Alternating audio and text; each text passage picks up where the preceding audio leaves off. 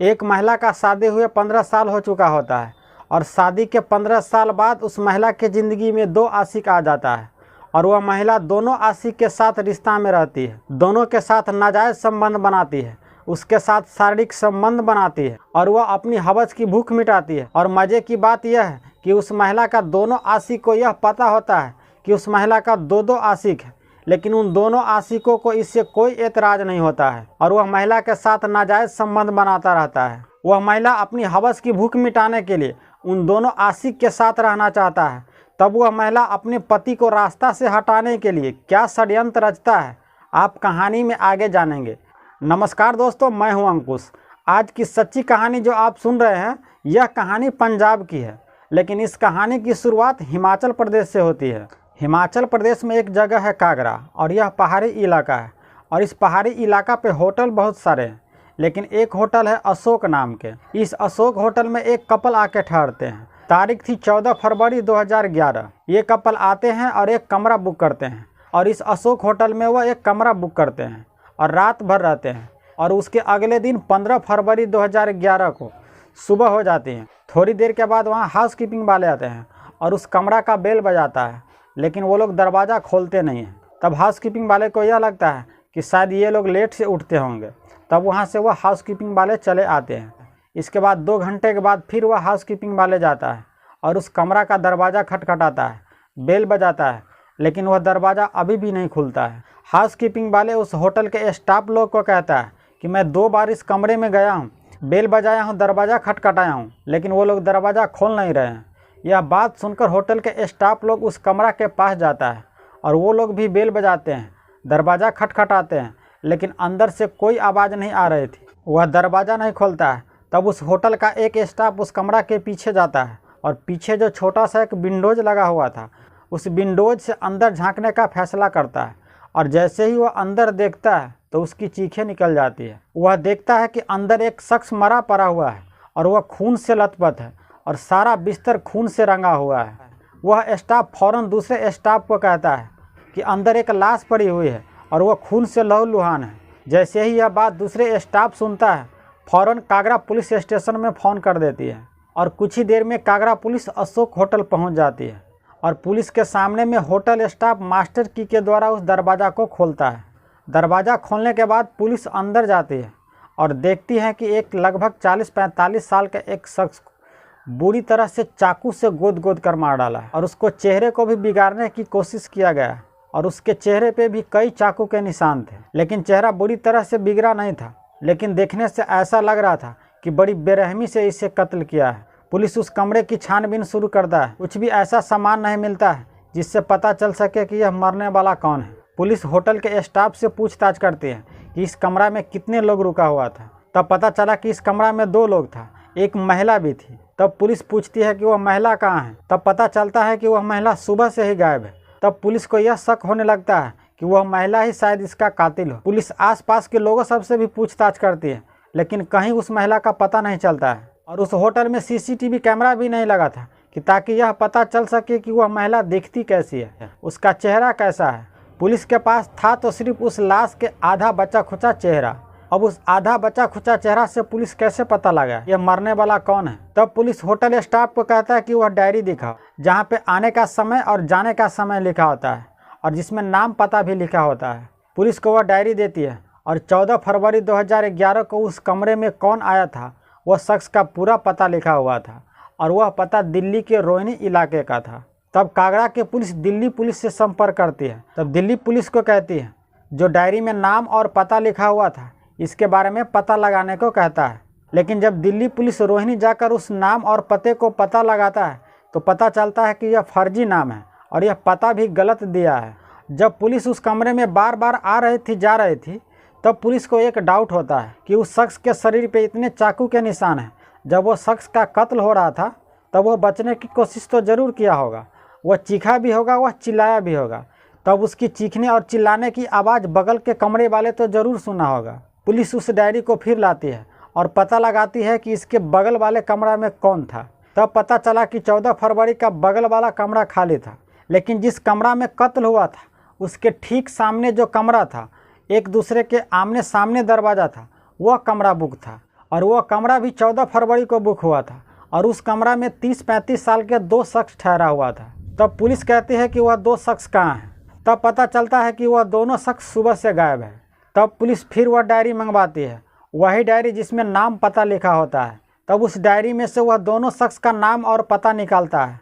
तब पता चलता है कि वह दोनों शख्स भी दिल्ली का रहने वाला है और वह रोहिणी का ही पता दिया था। जब उस एड्रेस को पता लगाया जाता है उस शख्स के बारे में, तो पता चलता है कि यह भी फर्जी है। जिस रूम में शख्स का कत्ल हुआ था और उसके ठीक सामने वाला रूम का, इस दोनों को नाम और पता गलत निकलता है। पुलिस के सामने उस लाश की आधी बची हुई चेहरा से पता लगाना था कि यह मरने वाला शख्स कौन है। पुलिस उस लाश को लोकल अखबार में छपा देती है ताकि कहीं से कुछ पता चल सके कि यह मरने वाला व्यक्ति कौन है, लेकिन कोई फायदा नहीं होता है। उस लाश को पहचानने के लिए कोई सामने नहीं आता है और कई दिन बीत जाता है, 8, 10, 12 रोज बीत जाता है, लेकिन उस लाश को पहचानने के लिए कोई नहीं सामने में आता है। 8-10 रोज बीत जाने के बाद उस लाश को कोई पहचानने नहीं आती है।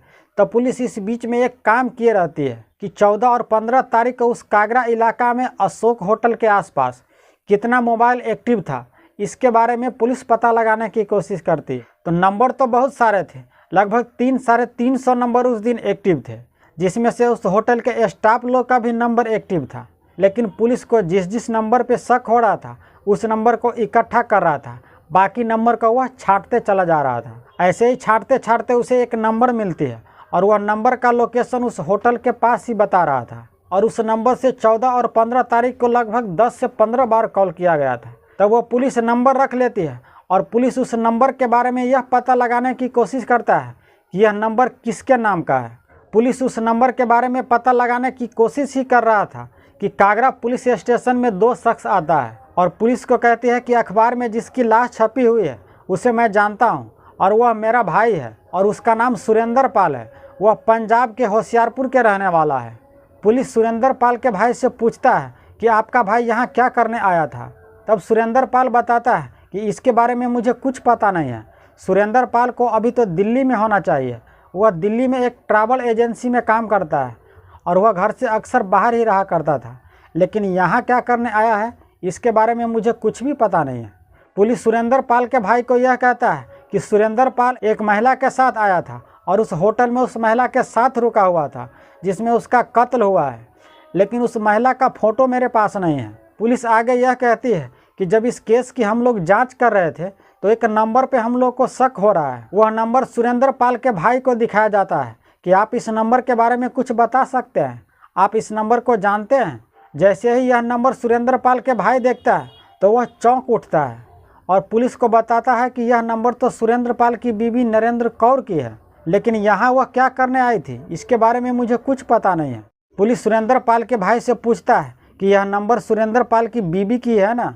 तब सुरेंद्र पाल के भाई यह कहता है कि हाँ साहब, यह नंबर सुरेंद्र पाल की बीवी नरेंद्र कौर की है। सुरेंद्र पाल के भाई पुलिस के सामने ही उसी नंबर पे कॉल करता है जो सुरेंद्र पाल की बीवी की नंबर थी और उससे पूछती है कि सुरेंद्र पाल कहाँ पे है। तब उसकी बीवी यह कहती है कि इसके बारे में मुझे कुछ पता नहीं है, वह दिल्ली में हो सकता है। तब सुरेंद्र पाल के भाई सुरेंद्र की बीवी को यह कहता है कि सुरेंद्र की लाश तो कागड़ा में है। जैसे ही यह बात सुरेंद्र पाल की बीवी सुनती है वह फ़ोन पे ही रोने लगती है।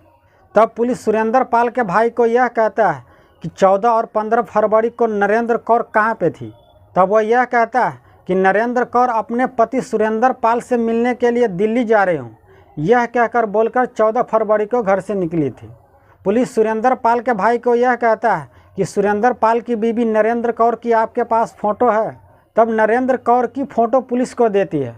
उस फोटो को पुलिस उस होटल स्टाफ को दिखाता है। होटल स्टाफ उस फोटो को पहचान लेती है और कहते हैं कि हाँ साहब, यही महिला थी, इसी के साथ ये आया था। पुलिस को सुरेंद्र की बीवी को गिरफ्तार करने के लिए सबूत काफ़ी था।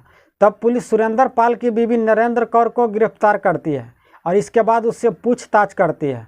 शुरुआत में पूछताछ में तो वह इनकार कर देती है, लेकिन जब वह पुलिस उस नंबर के बारे में सारी डिटेल बताता है तो वह टूट जाती है और वह सच बोलने के सिवाय उसके पास कुछ बचता नहीं है। तब कहानी कुछ इस प्रकार थी। सुरेंद्र पाल और नरेंद्र कौर की शादी 15 साल पहले हो चुका था। सुरेंद्र पाल ट्रैवल एजेंसी में दिल्ली में काम करता था और वह घर से अक्सर बाहर ही रहा करता था। 20-25 दिन तक महीना में वह घर से बाहर ही रहा करता था और इधर नरेंद्र कौर घर में अकेली रहती थी।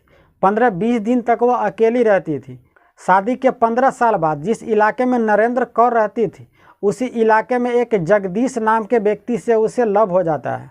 उसके साथ वह प्यार करने लगती है और उसके साथ नाजायज़ रिश्ता बनाने लगती है और यह सिलसिला कई महीनों तक चलता है। उसी इलाके में एक और शख्स के साथ जिसका नाम भूपेंद्र था, उसके साथ भी यह रिश्ता बनाने लगती है।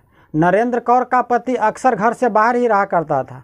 तब नरेंद्र कौर दो आशिक के साथ अय्याशी करती थी और यह बात ज़्यादा दिनों तक छुपती नहीं है और नरेंद्र कौर के पति सुरेंद्र पाल को एक दिन यह बात पता चल जाता है। तब वह दिल्ली से होशियारपुर आता है और अपनी बीवी नरेंद्र कौर को बहुत डांटती है और कहता है कि जगदीश और भूपेंद्र से तुम दूरी बना कर रहो, नहीं तो इसका बहुत बुरा अंजाम होगा।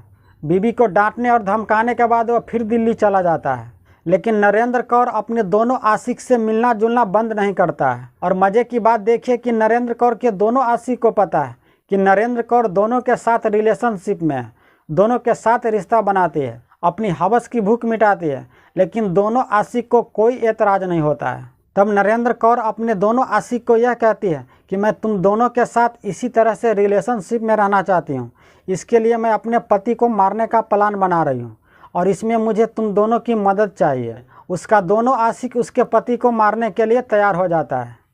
प्लान के मुताबिक 14 फरवरी को नरेंद्र कौर दिल्ली चली जाती है और अपने पति को यह कहती है कि देखो, अब मैं उन दोनों से मिलना जुलना छोड़ दिया हूँ और मैं तुम्ही के साथ रहना चाहती हूँ। इसके लिए एक कागरा में एक मंदिर है, हम लोग वहाँ पे चलते हैं। उस मंदिर में हम लोग पूजा पाठ करेंगे, थोड़ा दिल भी बहल जाएगा और यह बात हम घर में किसी को नहीं बताएंगे और तुम भी किसी को मत बताना। उसका पति तैयार हो जाता है और दिल्ली से ही वह हिमाचल के लिए निकल जाता है। हिमाचल में कागरा पहुंचता है, जहां पे होटल विशाल में रुकता है और नरेंद्र कौर उसी कमरा के ठीक सामने एक और कमरा बुक किए रहती है, वह अपने दोनों आशिक के लिए। दोनों कमरा नरेंद्र कौर ही बुक किए रहती है, फर्जी नाम और फर्जी पते के साथ। प्लान के मुताबिक 14 फरवरी 2011 को उसी कमरा में उसका दोनों आशिक आता है। आशिक साथ में बेहोशी की दवा भी लेके आता है और वह चुपके से नरेंद्र कौर को दे देती है और रात में नरेंद्र कौर चाय में वह दवा मिला देती है और अपने पति को पिला देती है। इसके बाद उसका पति बेहोश हो जाता है, तब वह अपने दोनों आशिक को अपने कमरे में बुला लेती है। इसके बाद दोनों आशिक मिलकर उसके बेहोश पति को पूरे शरीर को चाकू से छलनी कर देता है और चेहरा को बुरी तरह से जख्मी करने का प्रयास किया था कि ताकि यह पता ही नहीं चल सके कि यह मरने वाला कौन है। नरेंद्र कौर अपने दोनों आशिक के साथ मिलकर अपने पति को जान से मार चुकी थी। इसके बाद नरेंद्र कौर उस दोनों आशिक के साथ उस दूसरे कमरे में जाती है और उस कमरे में उसके साथ अपनी हवस की भूख मिटाती है। एक कमरा में अपने पति को मार चुकी थी और दूसरे कमरा में अपने दोनों आशिक के साथ वह अपनी हवस की भूख मिटाती है, उसके साथ नाजायज रिश्ता बनाती है। दोनों आशिक के साथ वह पूरी रात नाजायज रिश्ता बनाती है, अपनी हवस की भूख मिटाती है और सुबह में तीनों उस होटल से चुपके से निकल जाती है। लेकिन पुलिस तीनों को गिरफ्तार कर चुकी है, अब वह तीनों जेल के अंदर में है। तो यह थी आज की सच्ची कहानी दोस्तों। इस कहानी के माध्यम से हम किसी की भावना को ठेस नहीं पहुंचाना चाहते हैं, बल्कि हम आपको सतर्क और जागरूक करना चाहते हैं। तो अब आप हमें दीजिए इजाज़त, हम आपसे अगले वीडियो में मिलते हैं। तब तक आप अपना और अपने पूरे परिवार का ख्याल रखिए। जय हिंद, जय भारत।